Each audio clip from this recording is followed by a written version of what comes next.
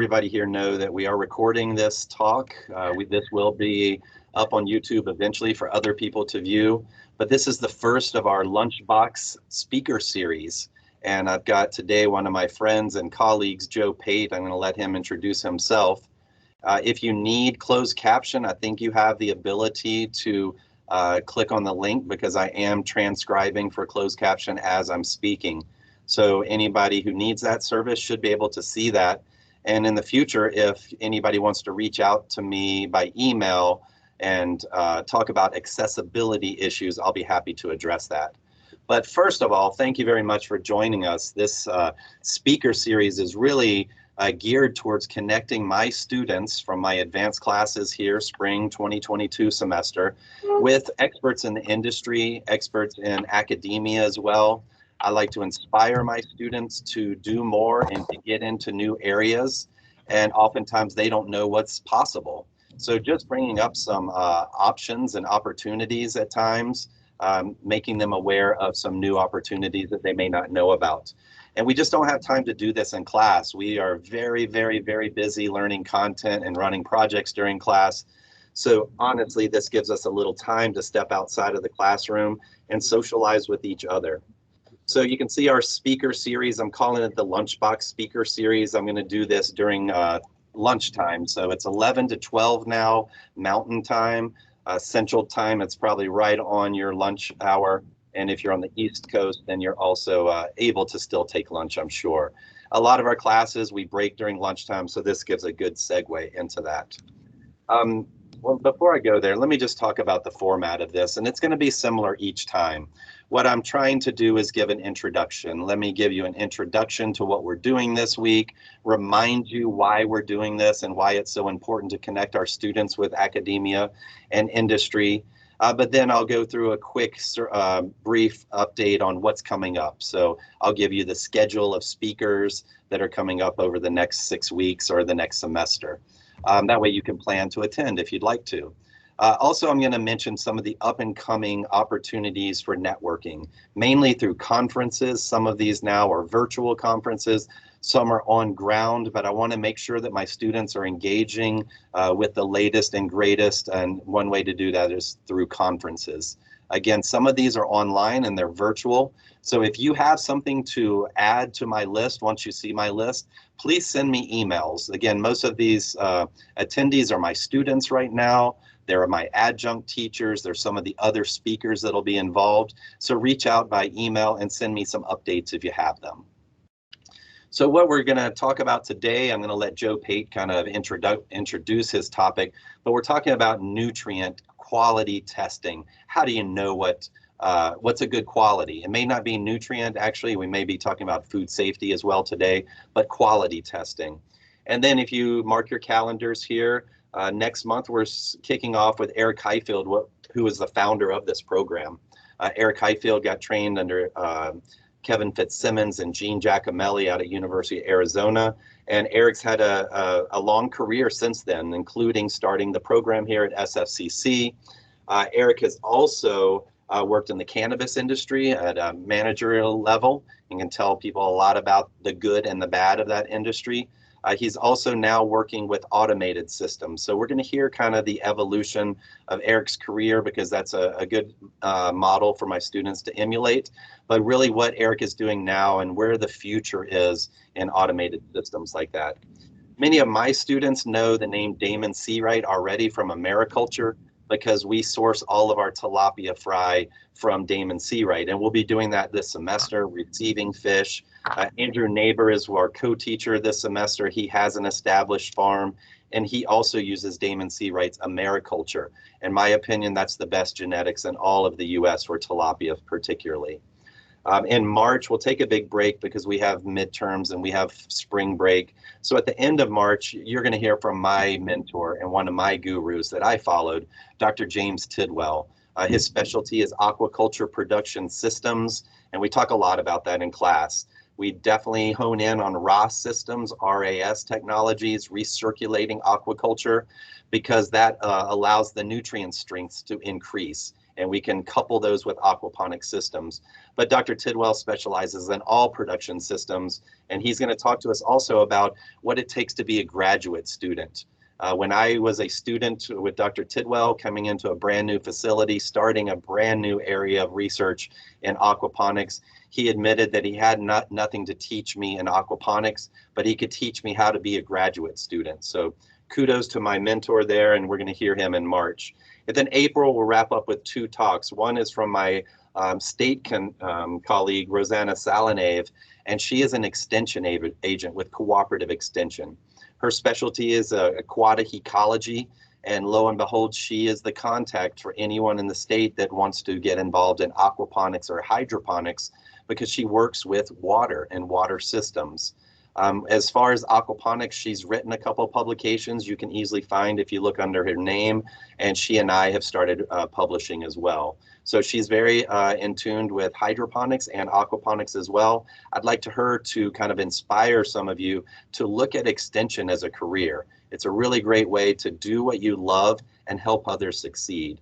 And then finally, we'll finish up in April with Justin Henry. He's the aquaculture lead at a company called Habitat in British Columbia, where they combine cannabis and aquaponics with, I believe they're using coho salmon now. So they have a type of a decoupled system where they're running cold water fish, remineralizing that waste from the fish and tailoring it most likely to be an ideal nutrient solution for their decoupled hydroponic cannabis production. But Justin Henry has a much longer history involved in organic fish production, organic fish feed production, organic crop production, and he was a pioneer to develop those standards in Canada for other growers to take advantage of.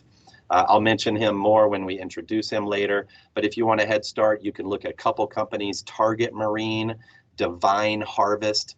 Those are a couple of his sturgeon farms and caviar businesses that he's been involved in. And lately, last semester, he had me give a presentation for his class. He's an aquaculture professor at the University of British Columbia. So good people that you're going to connect with this semester. Some of the upcoming events that I want to announce, and these are just on my radar as a workforce training professor.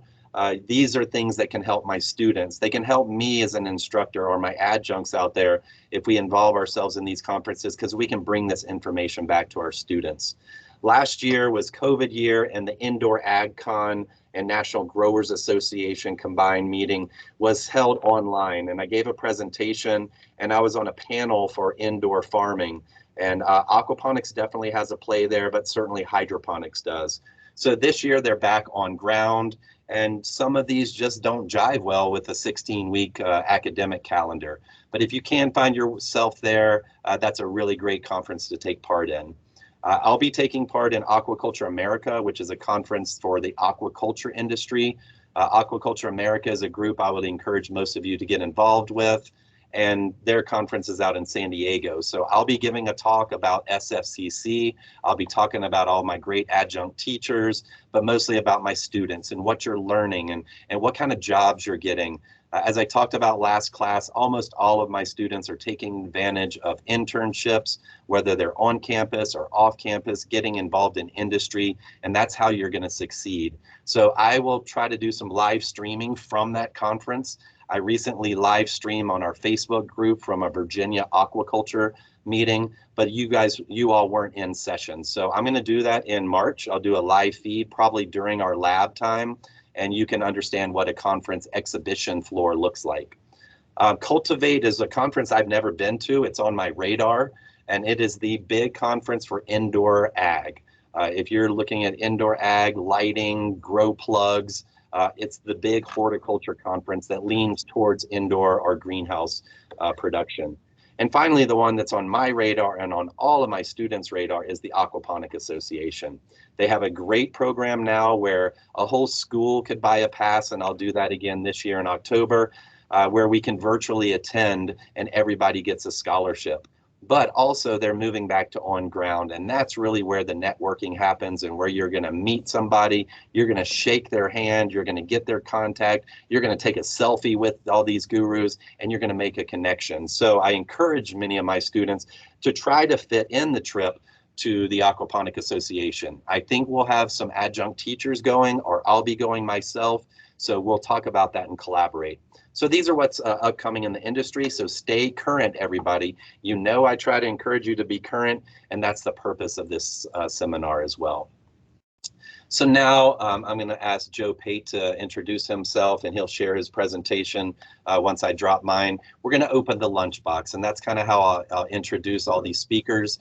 Let's take about 40 minutes to get to know Joe, and I'm just going to figure out here how to stop sharing. You'd think as a teacher I could figure this out. It looks like I have stopped. Joe, do you want to go ahead and try to share your screen? Yeah. I should be sharing. Looks great, Joe. You're in a great format there. You look good. You sound good. If you don't mind, I'll just leave it up to you to introduce yourself. And we're going to cut off at about 11:50. And at that point, everybody, that's when I stop recording.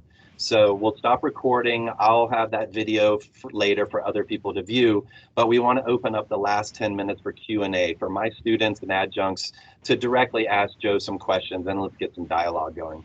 So thank you for being here, Joe, and being our guinea pig on this first seminar series. I didn't put you here to be a guinea pig. I put you here because you relocated recently to Santa Fe, and I think you're going to be a great asset to my students. Well, thanks a lot, Charlie, for having me. I'm really excited to be here and excited for the presentations you have coming up later on in this series. It sounds like it's going to be really informative, and I look forward to attending or seeing them after they're published. For those who don't know me, my name is Joe Pate. I am the founder and CEO of Regen Aquaculture. We're an agricultural consulting and biotech company with a focus on regenerative agriculture and aquaculture systems like aquaponics. We work with farmers, educators, investors, and suppliers around the world to accelerate the reality of regenerative agriculture and aquaculture. And we offer our clients the tools, data, ideas, network, and expertise to help ensure their success. We provide a diverse range of services, including planning, design, project implementation, and offer assistance at almost any stage from conception to retirement, I like to say.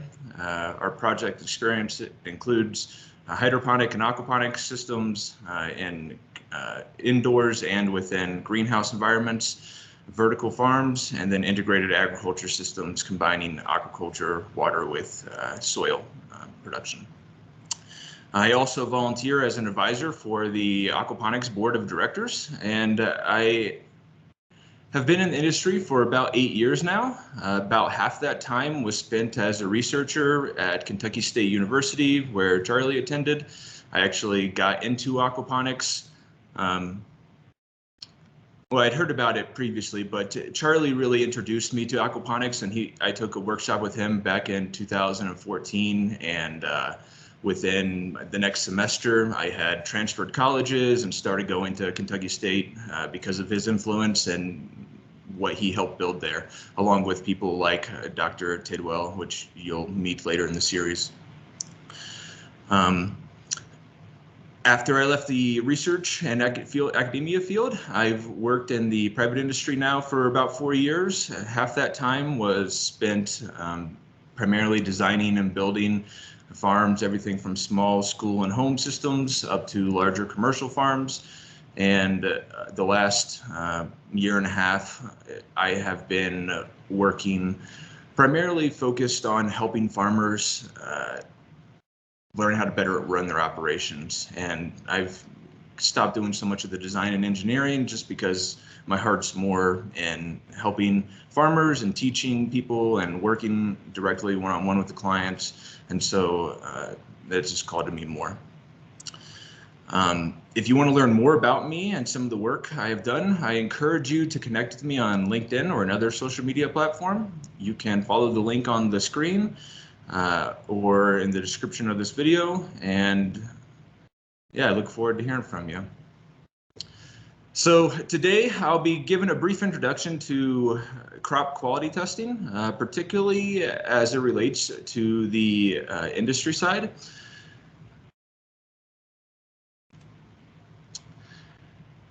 And now, regardless of if you've ever grown a vegetable, a fruit, or even a houseplant, if you were to walk into a grocery store and you see one head of lettuce with some brown tips, yellow blotchiness on the leaves, and next to it you saw a head of lettuce that was green, dense, crisp, and tender, I guarantee you that almost every time you would choose the green, dense, crisp, tender head of lettuce because you know it's a higher quality.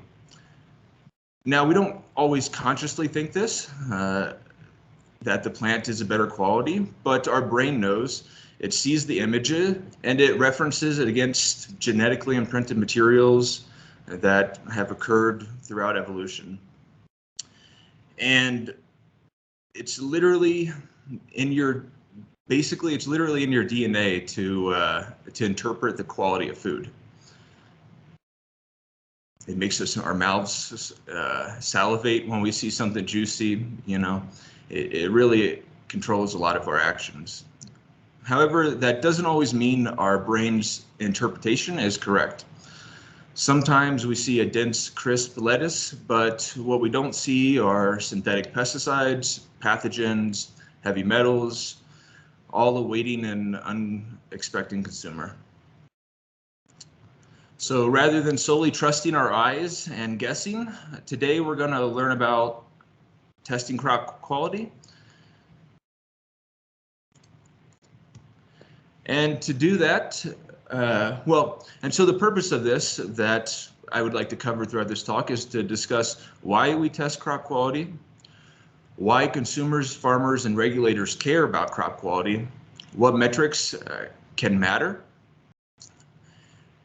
how we can test crop quality, where we can test crop quality, and when to test crop quality.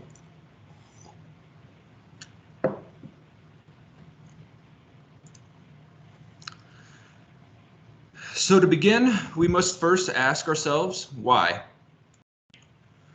Why do we test crop quality? What's the significance of it? And how does it impact us? Now, I've summarized this into two simple reasons, and that is to first, prove crop quality, and second, to improve crop quality. And really, there's no other reason that you might test a crop other than to prove its quality or to improve it. Regardless of what you're testing, these are kind of the things that drive it.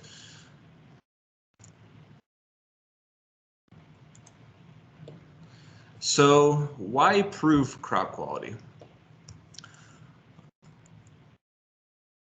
Who cares whether a tomato or a peach came from Mexico or Canada or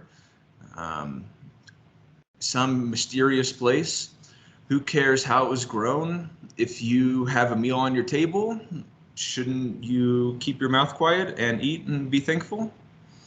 Or should you question where your food came from, how it was grown, and the true quality of that quote-unquote food that you're presented? Now, as a consumer, that is up for you to decide on whether you care about if a crop is proven to be a certain quality or grown a certain way. But from a farmer's perspective, there are primarily two reasons why you would prove crop quality.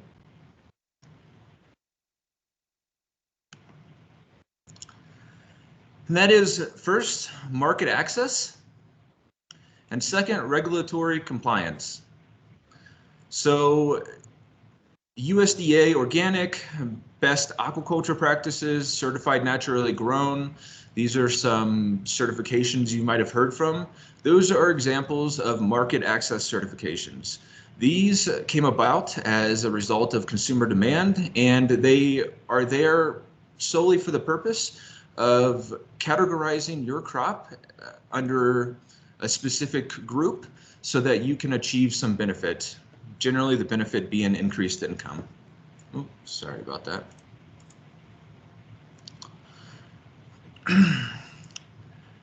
Now, if you want to gain access to the USDA organic markets, then you have to prove that you meet their guidelines. And if you're happily growing conventionally and don't care about becoming USDA certified, then there's no penalty on you, and there's no expectation of you. The only loss is the opportunity cost that comes from not pursuing that potential market. Same with if you were to sell your foods at the Whole Foods market. They have their own guidelines that if you want to gain access to the market, you have to meet it. Now, the FDA Food Safety Modernization Act, the USDA harmonized GAP Plus, GAP is global, good agriculture practices, and then also global GAP. Those are examples of certifiers that are related for regulatory compliance. So often these are dependent based on the total amount of crop sales that you might be producing and the percent of the crop sold to specific markets. So for example, if I were to generate less than $25,000 in income per year, then I would be considered a small farmer and I would be exempt from the FDA Food Safety Modernization Act. Now, if I made over $25,000 a year and under $500,000 a year, I would be subject to their compliance only if a specific percentage were to go directly to grocery stores or grocery stores or some type of markets like that. If the other percentage were to go to direct to consumer or to direct to restaurants, then you can file for exemptions and so on. And there's some good charts to help with this. But these are, again, the two reasons why you might prove crop quality. So we know why we might prove it, but then we have to think when we're considering proving crop quality, we should always keep in mind the end consumer and think what marketable traits can prove crop quality. You know, you can prove anything if you test it, but if what you prove doesn't matter to the end consumer, then it doesn't affect you. You've essentially wasted your time and your money, and it doesn't benefit you to any degree. So it's important to know what marketable traits matter. So some that can matter are production practices. So examples are, was it grown with pesticides? Is it local? Is it contaminated with heavy metals or pathogens? Does the supplier, have a history of pathogen outbreaks or recalls due to, Salmonella or E. coli? If we can showcase that our practices are better than someone else's, then this is something that people want to they want to support. They will give you money to support that. Nutritional composition, those are foods that are rich in, say, maybe antioxidants, aromatic compounds. Nutritional testing, if you were to say, want to show something to a consumer, say you can say, oh, my vegetables or my fruit has this specific amount of proteins or carbs or macro micro nutrient composition, or again, some of those antioxidants and so on. Certifications are something that's marketable. People, when they see a certification, they automatically feel safer and they'll go towards it. So again, those certifiers like the USDA Organic, Global GAP, Best Aquaculture Practices, these certifications, which can be difficult to acquire at first, get easier over time. And then once you do, it's just a simple stamp that people recognize and trust and are willing to support with their dollar. And negative contaminant testing. So maybe you want to prove that your crop doesn't have heavy metals, that it was grown without pesticides rather than you just saying it. And sometimes, that might be required by, say, a certifier or, some type of regulatory, either regulatory or market access. And so that would be something that you could market, a test that showed a negative, that, were not full of heavy metals or contaminants or whatever it may be. Then that's something that the consumer would look at and say, man, this crop is better. It would prove something that matters to them, potentially, depending on your market. Maybe that might change in different areas. So it's always something to keep in mind. Next, we have to think, okay, so we know why and what, but how can we prove crop quality? And to do that, there are really a few simple ways, and that's through number one, documentation, which for most market and regulatory compliance, to become certified, you have to go through a process of creating a lot of documentation for your farm and organizing it, such as a food safety plan and mock recall trials and product labels and so on. So some of these things you might need to develop for documentation. You might also need to develop documentation for where your crop came from. Basically everything that happened from seed to delivery. You could be required to document. And documentation is a great way to show that you're in compliance.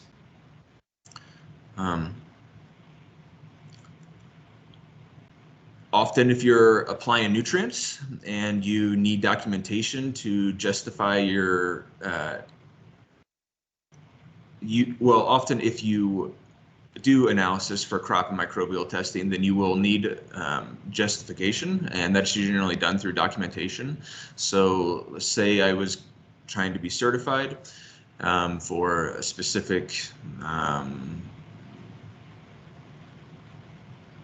certification, say USDA organic, and I want to apply copper to my plants. Well, I can't apply copper to my plants unless I have a laboratory diagnostic which says that my plant is low in copper, or my ag water or some equivalent.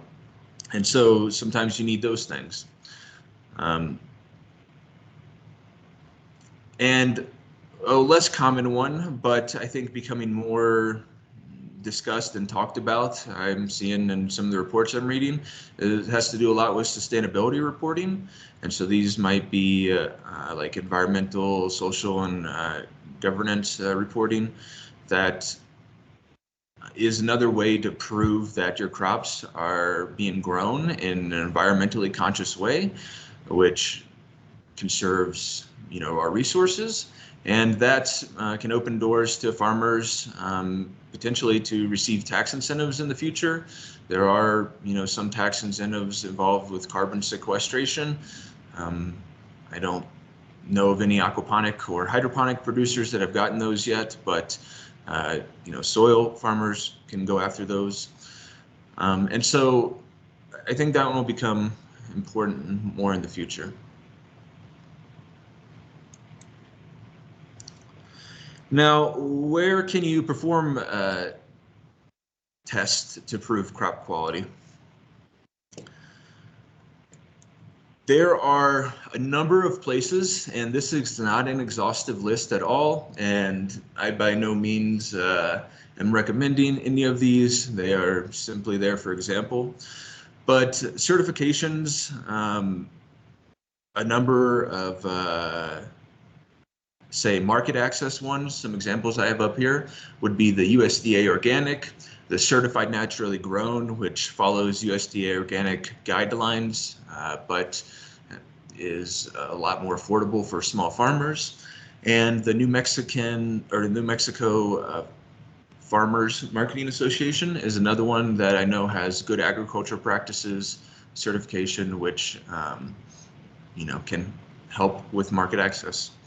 Ones for regulatory compliance, the kind of big ones would be the FDA Food Safety Modernization Act, which kind of set the guidelines for a lot of other ones that developed, including the USDA Harmonized Plus, GAP Plus certification. And then other ones would be Best Aquaculture Practices, which is geared, as you can guess, towards aquaculture production and is kind of the standard worldwide for high quality aquaculture producers.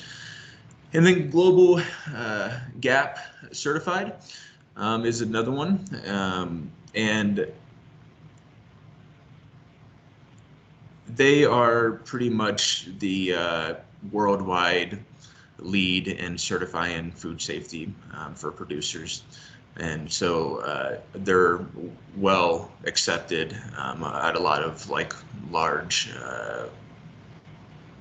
markets for your producer or for your food. For crop and microbial testing, there are, again, a number of places. I always recommend that people start with their local state extension office, because often to a small degree they will perform some testing. That's, they might not have exactly what you need, so you might have to go elsewhere, and they might be backed up, so that might be another thorn in the side, but it's a good option. There are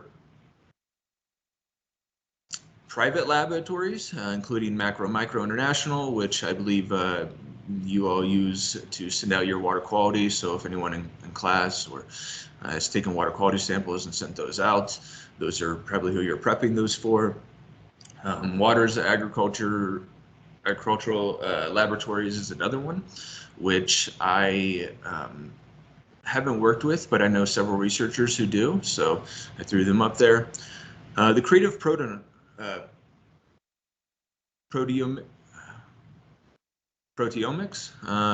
is a laboratory which none of you would probably ever use. It is probably, I would say, more for researchers, but they do more in-depth analysis specifically related to like the protein breakdown of the plants and the metabolic breakdown of the plants. So if you want to look at secondary plant metabolites and antioxidants and flavonoid compounds and bioflavonoids and other compounds which are developed inside the plant and could relate to a higher to proving a higher crop quality, then that's somewhere you might go. I'd like to see those tests get cheaper before that really gets rolled out.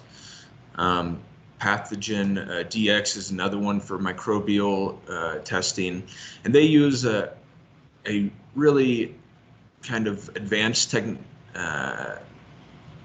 analysis machine, which uses a mix of what's called quantitative polymer chain reaction, PCR, testing, and mix that with microarray analysis to basically speed up testing of microbes significantly. Normally, microbe testing might take a couple days or longer to grow it out. It's often hard to do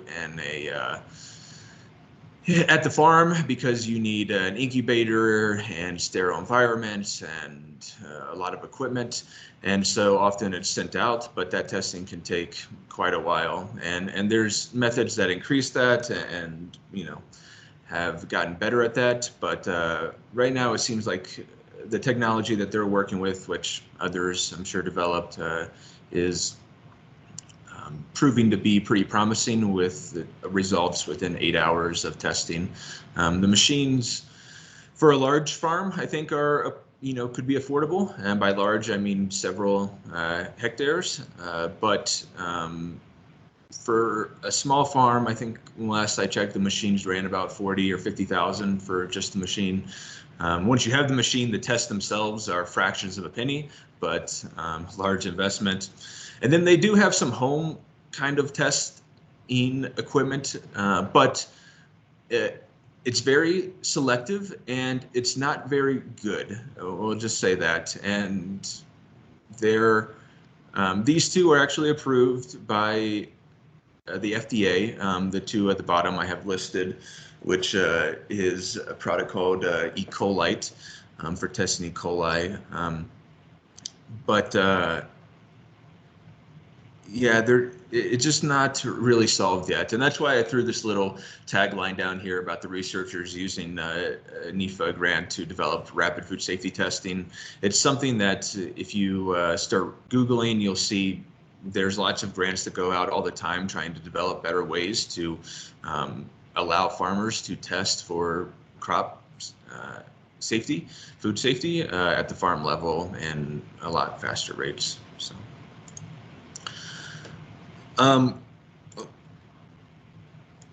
So when should you prove crop quality? Well, going back to the beginning, the only time you really need to prove crop quality are when you're trying to gain market access or demonstrate regulatory compliance. If you're not trying to do either of those, then there's no reason to really prove it unless you're just trying to prove it to yourself. But I would suggest if you do that, you at least share the data and let other people embrace it. So we talked about proving crop quality. Now, what about improving crop quality? Why would we improve crop quality? And in the end, I broke this down into 2 reasons. And that is to 1, grow better plants, and 2, create something unique. Now, growing better plants could be improving specific traits, whether it's nutritional density, plant disease resistance, the ability for that plant to communicate with biology or microorganisms in the environment, nutrient or water efficiency or resource use efficiency, improving yields, environmental tolerance, and so on. And again, the second is creating something unique. It's just something about humans. We love to create new things. I don't know why. We love different, something unique and different. And now some may argue and say the reason why we improve crop quality is to gain more profit, but that's not the reason. That is the result. The reason why we improve crop quality is to grow better plants. And if we grow better plants, the result is we increase profits. And so just important to remember that when you're prioritizing things in your farm. So we know why you would test look to improve crop quality, but what marketable traits can improve crop quality?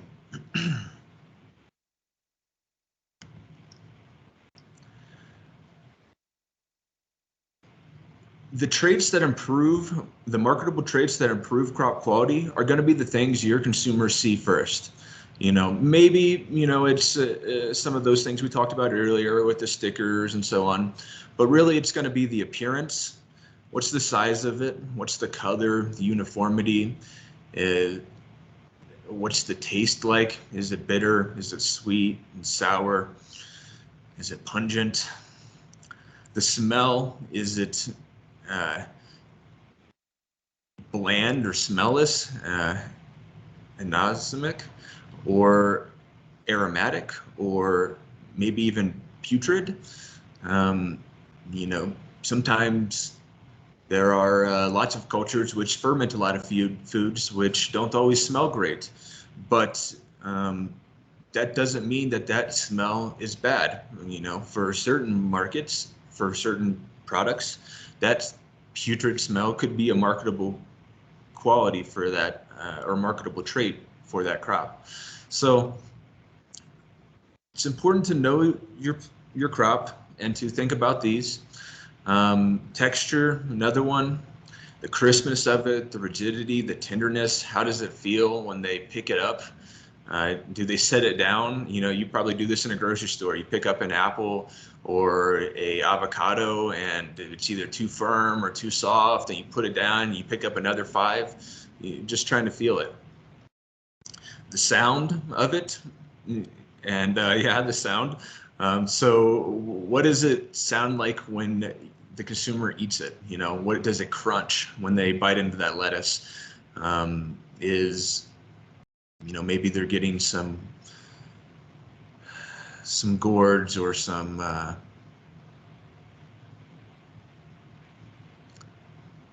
squashes that they knock on, and they either hear a nice full sound or maybe they hear hollow. Maybe, you know, it's the sound of the fruit when it smacks the cutting board as you throw it on, ready to dig in. So keeping those marketable traits, keeping the things that first making its impression on us as being the things which we should hope to improve if we're trying to improve crop quality, then we have to think, how can we test to improve those things? Well, when we're looking to improve crop quality, we also need to keep in mind the 3 things that affect crop health, which are the nutrition, the genetics, and the environment. And I say crop health, but really this is animal health, you know, any biological organism. These 3 things impact its entire development. It's the way it plays out, the way it reproduces, the way its offspring go on, and so on. And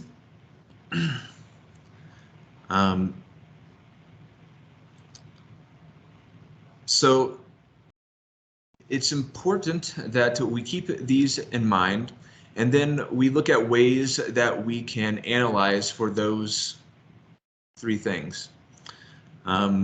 One way to do that is through laboratory analysis.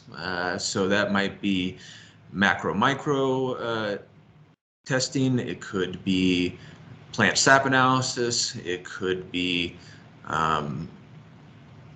again, some of that more metabolic analysis, metabolomic analysis.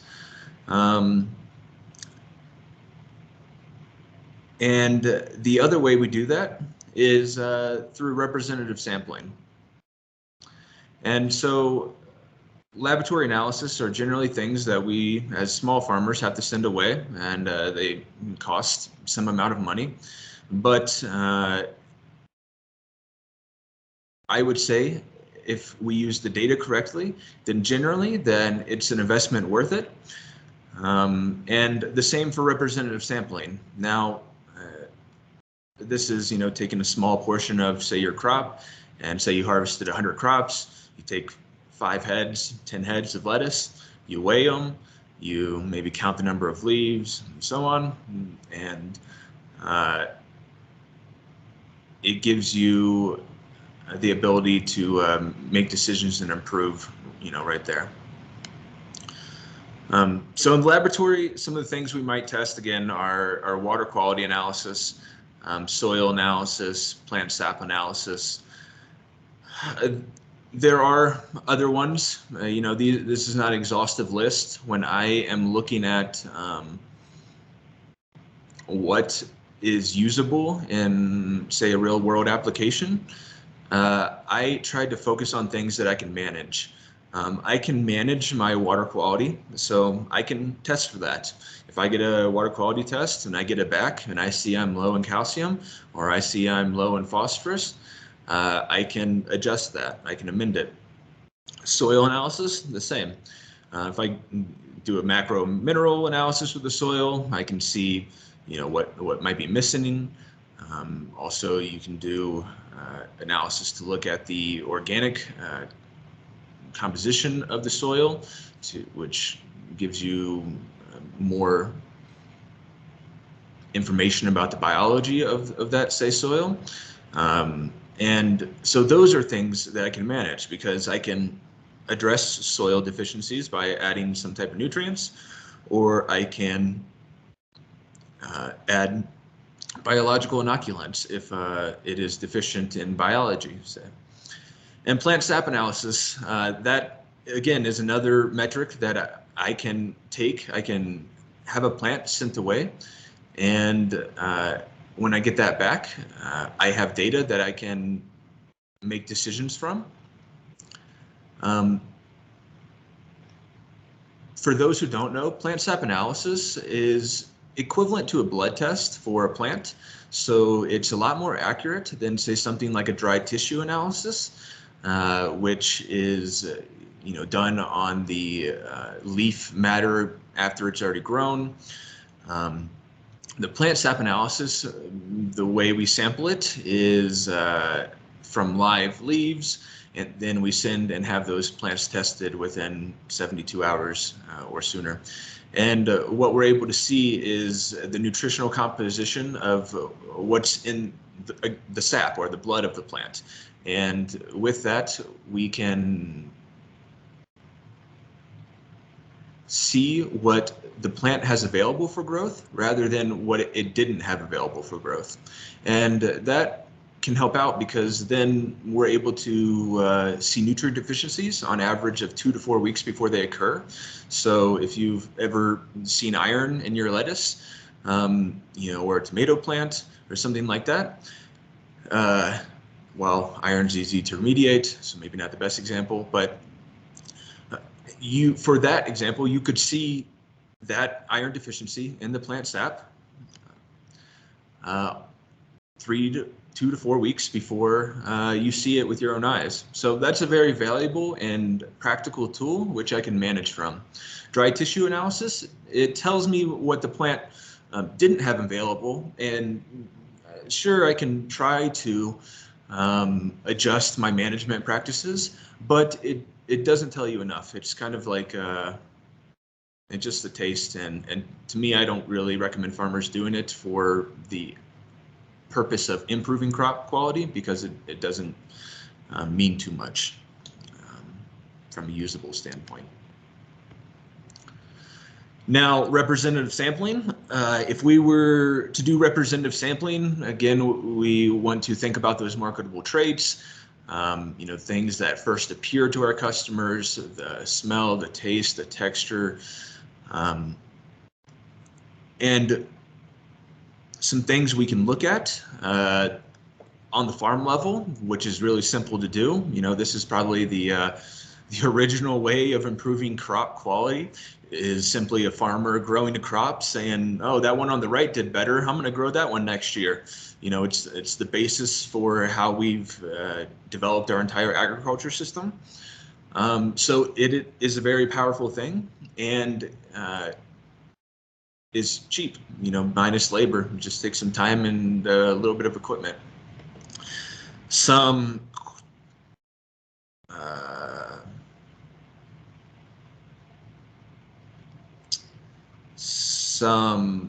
representative sampling metrics that you might measure, and this is going to change depending on your crop, and so you should always refocus based on your crop, but could be edible plant biomass, wet weight, potentially even also, in addition to that, marketable plant biomass wet weight, if percentage of your edible biomass is not marketable. The plant root biomass wet weight, percent germination rates, leaf area index, number of leaves on the plant. It's a relative quality testing or rating. So the way I do this on farms in a practical level is by simply grading it as poor,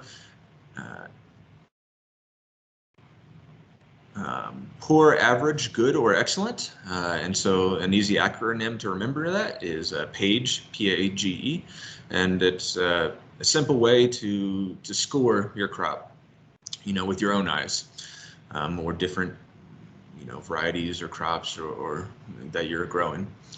Organoleptic testing, now that is basically taste testing or testing with our senses. And so typically if you were to do that, maybe you get some friends, but ideally you would get a blind panel of people and maybe potential customers, and you would, or even chefs and so on, and you would let them sample your produce, let them sample equivalent ones that are other people have grown, or maybe it's your own, comparison if you're comparing two different treatment methods you did on your farm and so on. And so that testing right there directs right back to, those marketable traits. What is that reviewer's first opinion when they see it, when they cut into it, when they bite into it, and so on. Number of mechanical defects can be important for telling you if your employees are being too rough with your plants. I know I was talking just last Tuesday with a friend of mine who oversees a team at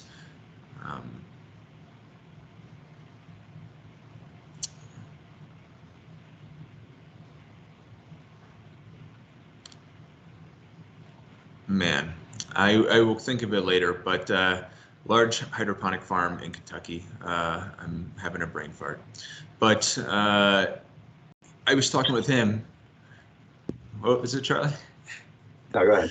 But I was talking to him, and this is something that he talks about having to fire workers for, because one worker can pick maybe 1,000 tomatoes, or App Harvest is the name of the farm, can pick 1,000 tomatoes, and another worker may only pick 900, but that person who picked 1,000, it might sound great, their tomatoes were more damaged, and so that person had to be let go. And and as a general in the industry, I think you'll learn more about this with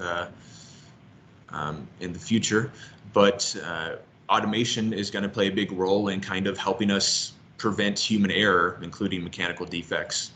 But sometimes your machines might cause those, so it's important to measure. And then rating pest and disease severity. So, is an extremely bad outbreak? Is it tolerable outbreak? Is it within the zone of action? These kind of things. Those are examples of traits that you might look at when you're representative sampling. And there are literally hundreds and more. You could look at chlorophyll, you could look at bricks, you could look at a number of other things, but these are some general ones which are good, I think. Thanks, Joe. You're welcome. So where can you perform tests to improve crop quality? Number one, right there on your own farm. So again, it isn't that hard to do representative sampling. Separate your batches, get a table for harvesting, some scales, and a friend that can record data while you're going through and targeting whatever those metrics that you decided was right for your farm or for your crop. And super simple, super easy.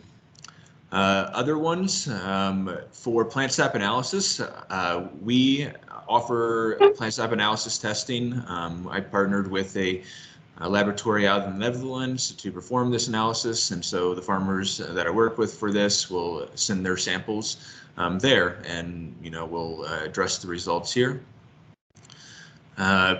Again, the Waters Agricultural Laboratories Inc. Is one that you can go for soil testing, water testing. I think they might offer some sap testing. I'll say not all is equal, and I won't get into that today, but